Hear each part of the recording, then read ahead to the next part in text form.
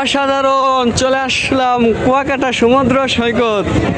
ভাই কুয়াকাটা সমুদ্র সৈকত ভেবে কেউ ভুল করবেন না, কিন্তু সিস্টেমটা একই রকমের দেখতে। এটা আমরা চলে আসছি মাওয়া ঘাটে, এটা পদ্মার পার দেখতে পাচ্ছেন। এটা মনে হচ্ছে সমুদ্রের পাড়ে চলে আসছি। আর মানুষজনের অবস্থা দেখেন, খুবই দৃশ্যময়। এরকম দৃশ্য সচরাচর দেখা যায় না ভাই। এই জায়গাটা আসলে পরে আপনারা খুব এনজয় করতে পারবেন। দেখুন কত মানুষ, ওই যে পদ্মা সেতু দেখা যাচ্ছে এখান থেকে, পদ্মা সেতু দেখতে পাচ্ছেন। খুব এনজয় হচ্ছে। ঠিক আছে ভাই,